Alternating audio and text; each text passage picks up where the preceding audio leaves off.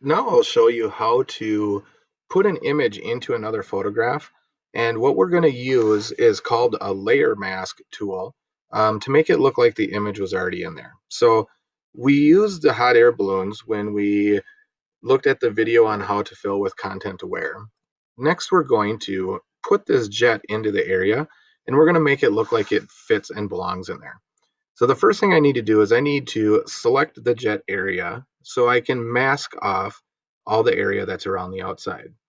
I'm going to take my magic wand and I'm going to start by selecting the blue around the outside. Now you'll notice it didn't quite select everything.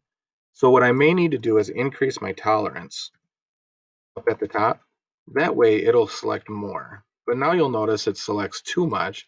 So maybe we'll go back to around 40 and we'll see what that looks like. I also may need to go back in and deselect. So sometimes if images are kind of close to each other, we may need to select less of it. You'll notice how when I went back and redid it with the 40, it looks like that the information is pretty close to selecting around the outside. Now what I want to do is I want to go up to select and inverse because I want to get just the shape of this selected. You'll see now how it kind of inverts and selects this whole area as well. So what I need to do then is take my magic wand and I'm going to hold the Alt button. You'll see how it has the little negative. So now when I click it, it gets rid of that selection on the outside because I just want the shape of the jet. Now up on the top, you will see a button that's called Select and Mask. So I'm going to go ahead and click on that button. You should get a properties bar that pops up.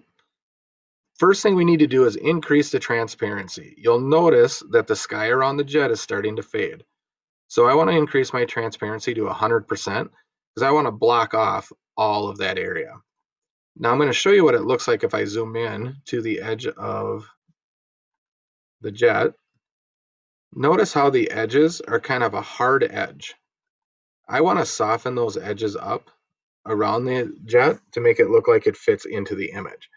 So there's the hard edge again. So what I need to do next is I need to shift my edge to a negative percentage. Okay, and I want you to kind of look around this area. Once I shift that to about a negative 25, negative 30%, then I want to do is what that's doing is it's shrinking that selection that we originally had. Then I'm going to increase my feathering. Notice the edges, how they kind of fade away. The more I feather, the more those edges are going to soften up.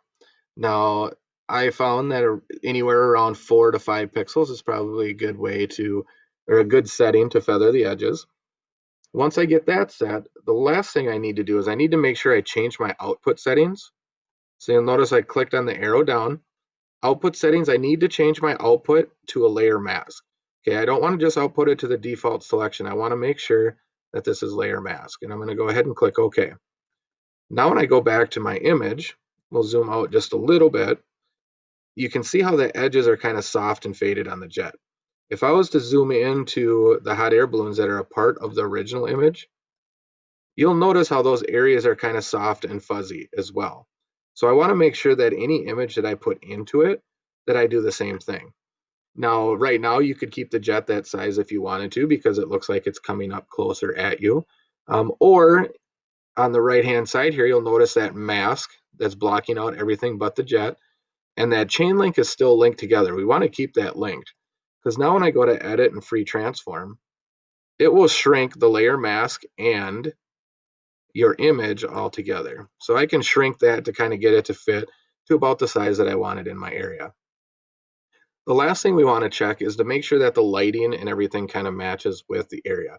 Now this one's pretty close. This lighting's pretty bright and my jet was pretty bright. But if it was different, one thing I could do is I could go up to image and adjustments. And I want to make sure, I'm going to cancel that for right now. I want to make sure that I'm selected. You'll notice how you can select either the layer mask or the image itself. I'm going to make sure I'm selected on the image first. So now when I go to image and adjustments, it gives me some more options. I'm going to go to hue and saturation just so you can kind of see what that looks like. I can change the lightness and the darkness of my jet. So if it was a darker night sky, I would need to darken my jet a little bit. So you can just kind of test the controls and see which one matches your area the best.